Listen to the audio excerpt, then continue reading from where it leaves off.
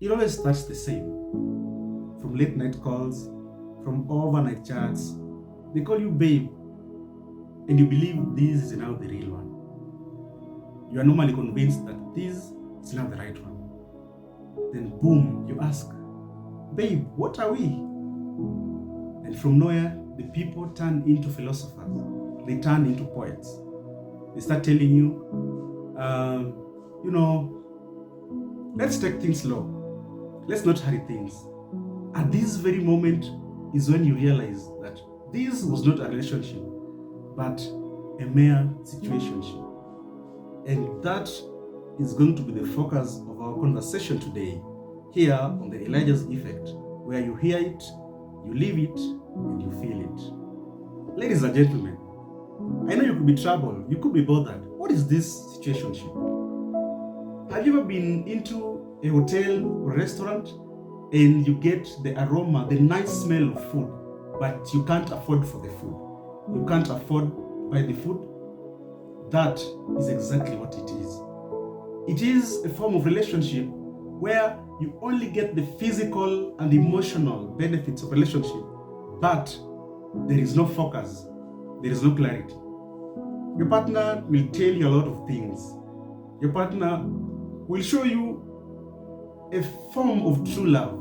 Your partner will show you a form of emotional attachment. But now when it comes to the most important thing, the plan, the clarity, and the way forward, that is where they will draw the line. In this form of relationship, the two of you, in public, you show that love each other. Even in private, there is that love. But as I said earlier, there is nowhere next. There is no point of touch. So how will you know that situationship has found its way into your relationship? Dear viewers, you get confused. You do not know what to expect. You do not know what to think of.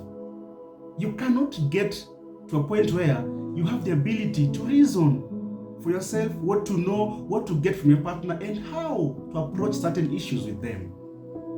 At this point, the partner wants the benefits, but they don't want to inform you of the way forward. Again, there is no future plan. Both of you are there, looking at each other, you stare at each other, maybe admiring each other. But what makes it even worse is that there is no future plans. There is nothing to think of. There is nothing to keep you moving. There is no vision together. There is no destiny that you would wish to achieve together as a unit. In this form of relationship, there is what we call hot and cold behavior. This is whereby, at some point, somebody is just okay. The next minute, they turn into something else.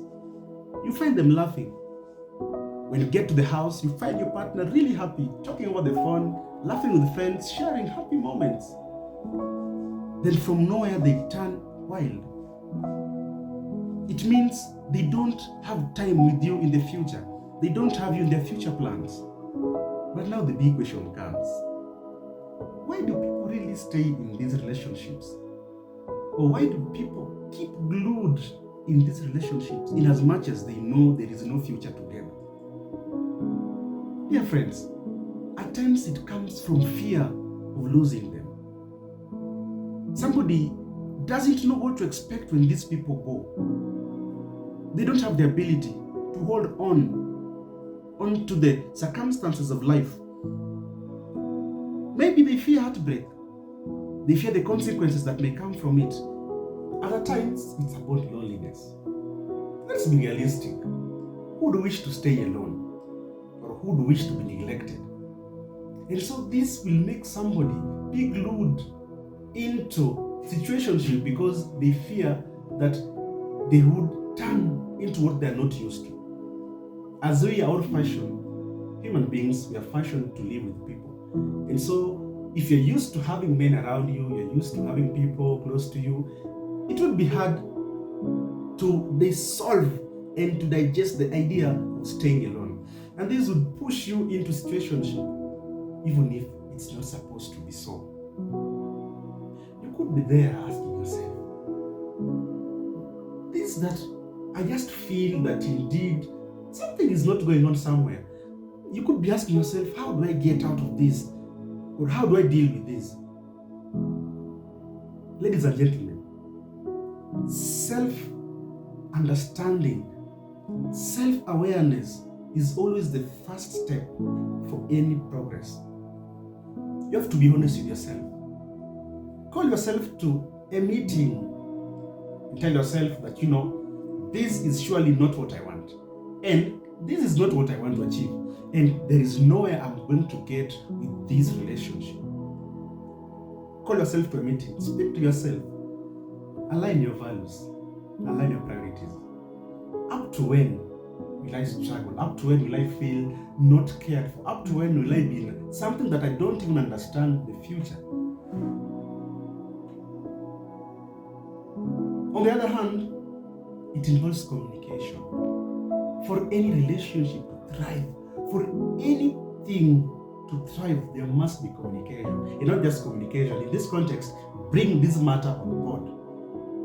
Tell them, my dear, this and this is happening, but how can we get over it? If you don't communicate, how will they know that indeed you are starving? Maybe they know, but why should you assume? Call them to a meeting, tell them, my dear, I love you, but this and this and this is not working out. How do we go about it? How do we solve it? What if things get worse? Here comes the best decision. Yes, it could not be the most welcomed idea. It could not be the best of thoughts. But I will tell you that walk away. Somebody who loves you, loves you. Somebody who wants to stay with you, wants to stay with you. You don't have to take time. You don't have to think a lot. You don't have to be as if somebody else will come to save you. When it comes to self-growth, you always have to be on the front foot in your own salvation, in saving yourself. Nobody will come from somewhere, from an imaginary point of view, and come and save you. You have to save yourself. Run. Walk away. If it gets worse, walk away. If you can't cope up again, walk away. Peacefully. Remember this. There are 3 things that you must keep ahead. That is your life, your mind, and your heart. You don't have to think a lot. You don't have to think about so many things. Just walk away. For the sake of peace of mind. For the sake of your own satisfaction. I would proudly tell you, walk away. Because 1, there is no reconciliation in what is not there. You are not in a relationship that you can say you can reconcile. You are in situationship. There is nothing. All said and done, always remember that a situationship is just a situation and not commitment. It is not intention. It is not desire. It is not something to plan with. And it is not a guarantee. You must always remember that time, energy, and mind are very important. Who is it that would always wish to stay forever in a relationship, internship, where there is no job, there is no salary, and there is no guarantee that you will get employed in that same company? That is the same thing that happens in situationship. And that's the wrap of today's episode here on the larger effects, where you hear it, you feel it, and you live it. Until the next episode, it's goodbye for now.